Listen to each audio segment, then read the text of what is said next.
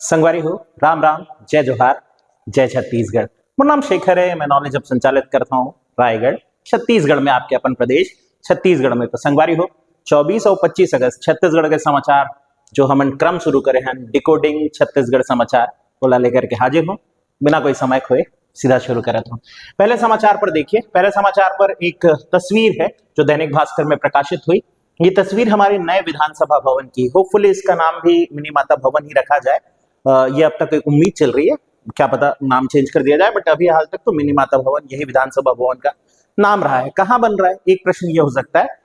तो नवा रायपुर में बन रहा है, ये तो श्योर है, पर कई बार ऐसे प्रश्न आए हैं कि नवा रायपुर में कहां बन रहा है। इसका उत्तर है सेक्टर 19, जो इसमें लेख में मौजूद नहीं है, पर आप जरूर ध्यान रखेंगे कि वो बन रहा है नवा रायपुर अटल नगर सेक्टर 19 में। इसमें से हम क्या निकाल सकते हैं? इसमें से हम कुछ चीजें निकाल सकते हैं, जैसे ये जो नया भवन बन रहा है, इसमें कितने सीटर होगा हमारा विधानसभा। तो 200 सीट जो है वो मौजूद होंगे इस पे। असल में हमारे पास विधानसभा में 90 सीट है, पर आप सब जानते हैं कि एक संवैधानिक प्रावधान है जिसके अनुसार साल 2026 तक विधानसभा और लोकसभा की सीट एक जैसी रहनी थी। और इसके बाद क्या होगा, 2026 में इससे ठीक पहले हुई जनगणना के आधार पर सीटों की संख्या में परिवर्तन होगा। ये बहुत संभव है कि छत्तीसगढ़ में सीटों की संख्या 100 से पार चली जाए, इसलिए हमें अधिक सीटों की आवश्यकता होगी। हालांकि जब ये अनाउंस होगा तब होगा, पर हम उसके लिए पहले से प्रिपेयर रहना चाहते हैं, और इसलिए 90 सीटर की जगह हम 200 सीट क्षमता वाला एक भवन तैयार कर रहे हैं। अभी हमारे पास विधानसभा में 90 सीट है, ये तो आपको पता ही है। तो 90 सीट के साथ संचालित होते रहेगी, आगे उसकी संख्या बढ़ाई जाएगी। कब से प्रारंभ होगा इसका अनुमान लगाया जा रहा है। तो ये उम्मीद की जा रही है कि हमारा जो राज्य स्थापना दिवस है, यानी कि 1 नवंबर को, इस दिन प्रधानमंत्री नरेंद्र मोदी जी आएंगे और उद्घाटन होगा। स्पीकर ओम बिरला साहब भी, जो लोकसभा के स्पीकर हैं, वो भी इस उद्घाटन समारोह में एक विशेष सत्र जो आयोजित किया जा रहा है, संभवतः वो भी शामिल होंगे। एक चीज और जो मैं आपको इसमें बताना चाहूंगा कि हमारी ये जो विधानसभा है वो पूरी तरह सौर ऊर्जा से लैस होगी। तो शायद ये ऐसी विधानसभा बने जो पूर्णतः निर्माण के साथ ही सौर ऊर्जा संचालित होने वाली है। तो ये एक और अपडेट थी, उसका काम लगभग डन हो गया है। इसका जो उद्घाटन है वो होने वाला है इस साल। हालांकि ये 2024 तक बन जाना था, पर देखें। अब अगली न्यूज पर आते हैं। अगला जो न्यूज है वो ऑल इंडिया स्पीकर्स कॉन्फ्रेंस ये चल रहा है।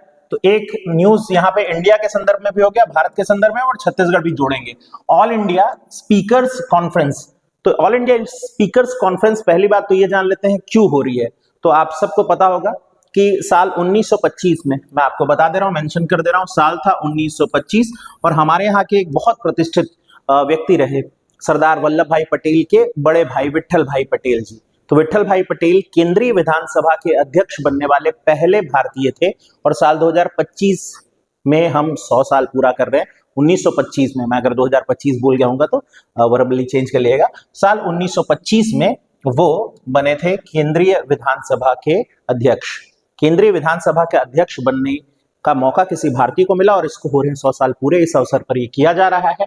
ऑल इंडिया स्पीकर्स कॉन्फ्रेंस कहाँ हो रहा है? तो ये दिल्ली में हो रहा है। भारत लोकतंत्र की जननी ये विषय रखा गया है। इस विषय पर हमारे यहाँ से जो स्पीकर हैं, छत्तीसगढ़ विधानसभा के स्पीकर डॉक्टर रमन सिंह भी शामिल हुए। तो ये सारी चीजें हम ध्यान रख सकते थे इसमें से। इसके बाद अगले समाचार पर आते हैं। कोयमिंटा पहाड़ी, हमें एक पहाड़ी का नाम दिया हुआ है यहाँ पे। कोयमिंटा पहाड़ियों में मिला कंट्रीमेड हथियार, लॉन्चर और विस्फोटक सामग्री। तो सेना को एक बड़ी जीत हासिल हुई है, और इस पहाड़ी में ऑलरेडी नक्सलियों के बने हुए जो हथियार थे, जो ये देखने को मिल रहा है कि भारत में ही बने हुए थे, वो प्राप्त हुए हैं। पर यहाँ से हमको एक पहाड़ी का नाम जो मिला ना, वो अलर्ट करना चाहिए। ये पहाड़ी सुकमा में है, कोयमिंटा पहाड़ी। क्या होता है कि व्यापम का या आयोग का आदत है कि वो हमेशा कुछ नया निकाल करके लाता है। तो कोयमिंटा पहाड़ी अब आपको याद रखना है। इस न्यूज से और तो कुछ खास नहीं निकलेगा, पर आप ये याद रख सकते हैं कोयमिंटा पहाड़ी हमारे पास कहाँ है। सुकमा के मेट्टागुड़ा कैंप के पास है, बट आप सुकमा जिला याद रख लीजिए, काफी होगा। अगला आते हैं ओसाका वर्ल्ड एक्सपो में पहले ही दिन छत्तीसगढ़ पेविलियन में उमड़ी भीड़। तो अब यहाँ पे हमको क्या मिल गया? ओसाका। ओसाका कहाँ है? जापान में है। तो ओसाका पहुंच गए अपन, जापान। और हमारे मुख्यमंत्री जी भी कहाँ पहुंच चुके हैं? जापान। गांधी जी के साथ तस्वीर देखें। हाँ, तो गांधी जो है हमारे देश को छोड़ करके हर देश में फैले हुए हैं। ये प्रॉब्लम हो गई है कि अपने देश वाले गांधी को भूल गए हैं, बाकी सारा दुनिया जो है गांधी को याद रख रहा है। और खैर, आते हैं उस पर। ओसाका वर्ल्ड एक्सपो जो है ये हो रहा है जापान में, और बड़ी बात यह है कि इसमें छत्तीसगढ़ को भी भागीदारी मिली है। छत्तीसगढ़ पैविलियन का भी गठन वहां किया गया है, जहां छत्तीसगढ़ अपने जीआई टैग से जुड़े हुए चीजों को प्रदर्शित कर रहा है। यहाँ जब हमारे मुख्यमंत्री पहुंचे हुए थे तो उन्होंने बताया कि छत्तीसगढ़ का नवा रायपुर जो है वो देश का पहला ग्रीनफील्ड स्मार्ट सिटी बनने वाला है। तो एक न्यूज जो है ये निकल के आ गई कि नवा रायपुर देश का पहला ग्रीनफील्ड स्मार्ट सिटी होगा। साथ ही साथ इसमें अगर हम देखें तो चित्रकोट जलप्रपात भी वहां बनाया गया है, हमारा जो भारत पैविलियन है, और आप सब जानते हैं इसे भारत का नियाग्रा कहा जाता है। चित्रकोट जलप्रपात के बारे में सब जानते होंगे, जगदलपुर।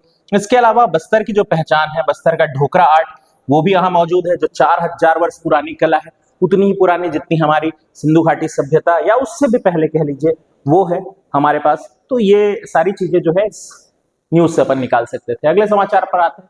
बिना मुंह बांधे कुत्ता घुमाया या खुला छोड़ा तो लगेगा 1000 का जुर्माना। देखिए ये न्यूज जो है अब इससे क्या ही बनेगा क्वेश्चन, लेकिन मैं ये बस अपडेट के तौर पे बताना चाह रहा था, क्योंकि ये मुद्दा भी बहुत चर्चा में है कि स्ट्रीट डॉग्स के साथ क्या किया जाए। तो हमारे यहाँ छत्तीसगढ़ में उसको लेकर के एक विधेयक है, बाकायदा जन विश्वास विधेयक। छत्तीसगढ़ राज्य में एक विधेयक है, जन विश्वास विधेयक। उसमें ये बात मेंशन है कि यदि कोई व्यक्ति जिसने कुत्ता पाला है वो अगर अपने कुत्ते को बाहर टहलाने निकाल रहा है तो उसका मुंह के ऊपर कैप डाल करके निकाले। ऐसा ही अन्य जानवरों के लिए भी है, चाहे वह घोड़ा हो या ऊंट वगैरह पाल करके रखे हैं उनके लिए भी है। अन्यथा क्या है, 1000 जुर्माने का प्रावधान है। तो और भी दुनिया के जो बाकी देश हैं, जब हम सीख ले रहे होते हैं तो अच्छी चीजें भी सीख लेनी चाहिए। तो उन देशों में ये सारी चीजें जो है वो बड़े कड़ाई के साथ पालन की जाती है, और हमारे देश में भी जरूरत है। तो जन विश्वास अधिनियम 2025 उसमें जुर्माने का प्रावधान देखें भाई, आप अपने मित्रों तक ये बात पहुंचा दीजिएगा अगर उनके घर कुत्ते मौजूद हैं, पाल रखे हैं तो। वैसे कुत्ते कुत्ते बोल देना भी आजकल नाराज हो जाते हैं, खैर जाने देते हैं उस पर। तो अगला है, बिरनपाल में मनाया गया देवी बोहरानी पर्व। तो अब एक और न्यूज निकल करके आ गया और जो हमारे काम का है। पहला ये निकल गया क्या, देवी बोहरानी पर्व। तो देवी बोहरानी पर्व कहां मनाया जाता है, बिरनपाल। तो यहां पर अगर देखेंगे तो ये कचरा पाटी परगना की आराध्या है बिरनपाल, वहां मौजूद है देवी।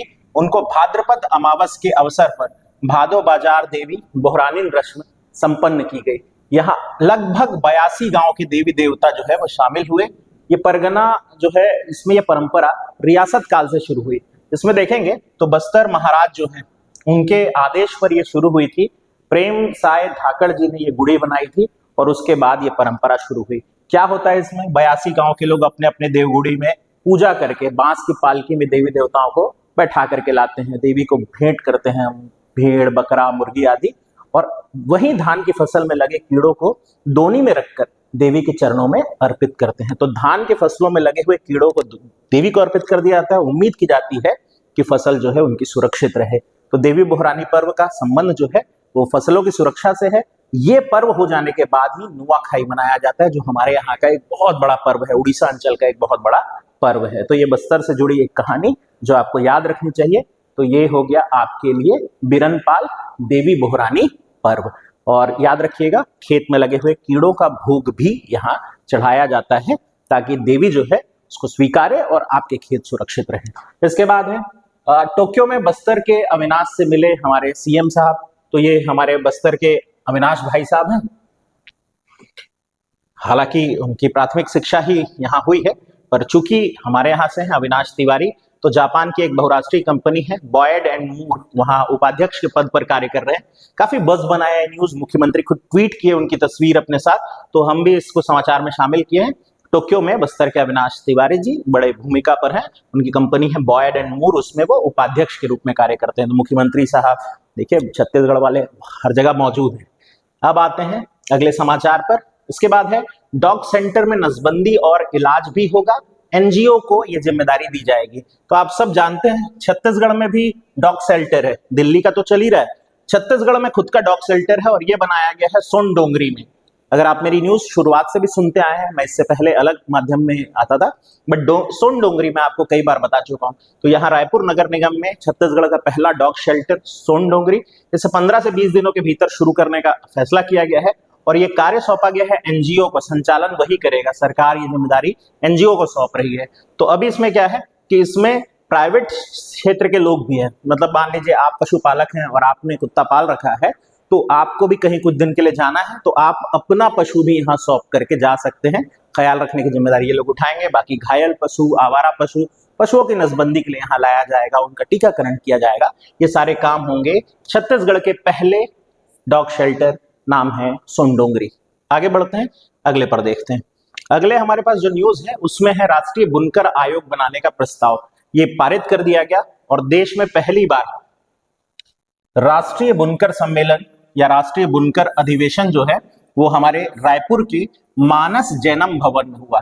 देश का पहला राष्ट्रीय बुनकर अधिवेशन कहाँ आयोजित हुआ? मानस जैनम भवन।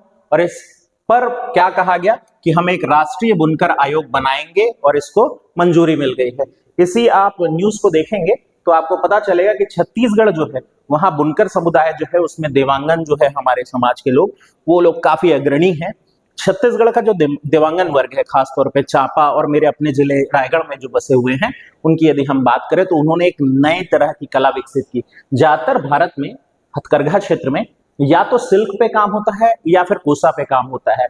हमारे यहाँ सूती और कोसा का मिश्रण करके एक नए ही तरीके से कपड़े निर्माण की जो कला है वो छत्तीसगढ़ के देवांगन समुदाय ने विकसित की है। तो ये हमारे लिए तो अच्छी बात है। और 25,000 महिलाएं जो है वो प्रत्यक्ष रोजगार प्राप्त करती हैं, ये भी जानकारी हमको मिलती है। अगले समाचार पर आते हैं।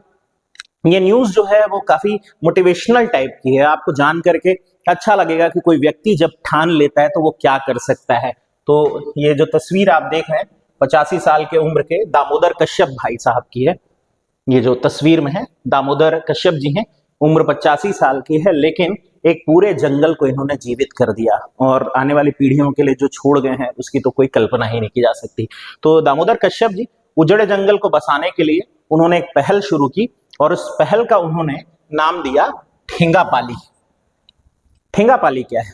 एक लकड़ी जिसे जिस परिवार को सौंपा जाएगा उसे वन को सुरक्षा देने, चौकीदारी करने की जिम्मेदारी मिलेगी। गांव के हर घर को बारी बारी से ये लकड़ी सौंपी जाती और उसके बाद वो जिम्मेदारी लेता वन संरक्षण की। धीरे धीरे वन विकसित होने लगे, बचने लगे और जंगल एक बड़े भाग में अपने आप फैलता गया। तो दामोदर कश्यप के गांव में ठेंगापाली नाम की ये परंपरा है। इसमें तेंदू की एक लाठी है, उसे भगवान की तरह सजा करके बारी बारी से दिया जाता है और चौकीदारी का काम सौंपा जाता है। तो ये इसका अर्थ होता है ठेंगेपाली का हरियाली की पहरेदारी। गांव क्या है? तो संघ करमरी जगदलपुर से 50 किलोमीटर यानी बस्तर क्षेत्र पे है। हुआ यह था कि जब ये सरपंच थे उन दिनों एक फैसला आया और उसमें वन की कटाई की कुछ बात थी। गांव वाले नाराज होकर के पूरा जंगल काट दिए। इनको दुख हुआ और तब से उन्होंने ये पहल शुरू की, बारी बारी से अपने गांव के लोगों को जागरूक करके जिम्मेदारी देनी शुरू की। और आज देखिए बस्तर की एक परंपरा निखर आई है ठेंगापाली। शहरी क्षेत्र के लोग हम ये समझ भी नहीं पाते हैं कि ऐसा कुछ हो भी सकता है और यही खूबसूरती है हमारे बस्तर की। फिर है हमारे पास महकते महकते जीवन और जंगल की कहानियों का संग्रह महुआ फूल। तो देखिए एक नई किताब है। इस किताब जो है उसके लेखक हैं डॉक्टर MS पैंकरा जी, जो छत्तीसगढ़ प्रशासनिक सेवा में कार्यरत रहे। उन्होंने एक किताब लिखी थी पहले, बदलता अबुझमाड़। उसके बाद उन्होंने, ये कंवर समुदाय से आते हैं, तो उसके बाद उन्होंने एक नई किताब लिखी है महुआ फूल। इनके पहले भी किताब को काफी चर्चा मिली थी, मुख्यमंत्री जी के हाथों विमोचित हुआ था। अब उनकी नई किताब है महुआ फूल, तो ये ध्यान रख सकते हैं। 2 किताबें मैं आपको बता दिया है इसी न्यूज से। इसके बाद आते हैं, हाँ, पोला मनाया गया हाल ही में। तो पोला जो है उससे जुड़ा हुआ बहुत सारा चीज वैसे तो आप सब जानते ही होंगे, पर मैं आपको बता दूं कि पोला में बैल दौड़ होती है और बैल दौड़ के 2-3 बड़े केंद्र हैं हमारे यहाँ। एक जैतुवास मठ बड़ा केंद्र है, एक रावण भाटा बड़ा केंद्र है, आरंग में भी यह आयोजित किया जाता है। तो रायपुर दुर्ग अंचल के आसपास ये काफी बड़े हिस्से पे सेलिब्रेट किया जाता है। तो हमारे बैलों को सजा करके बैल दौड़ जो है वो आयोजित की जाती है। इसको आप जरूर ध्यान रखेंगे। वैसे अगर आपसे पूछा जाए कि पोला जो है उस दिन और क्या होता है, तो कुशावती अमावस्या भी होता है।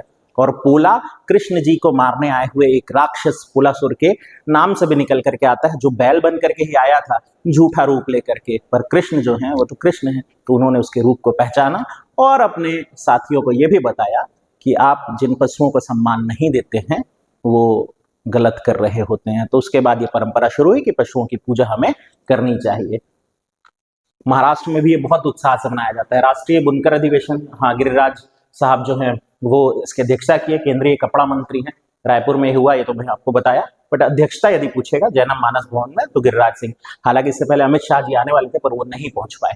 तो ये थे आपके लिए कुछ समाचार। आई होप आप पूरी तरह छत्तीसगढ़ समाचार से अपडेट हो गए होंगे। मैं आपका कोई भी छत्तीसगढ़ का समाचार मिस नहीं होने दूंगा, लेकिन आप ध्यान से सुनते रहिए। और हाँ, अपने साथियों से जरा 1 सेकंड लगता है, एक शेयर करना है आपको, इतनी अपील कर दे रहा हूँ ताकि आप मेरे प्रति थोड़ा जिम्मेदार बने, मैं बहुत ज्यादा जिम्मेदार बनूं। थैंक यू, ध्यान से सुनने के लिए आपका बहुत बहुत धन्यवाद।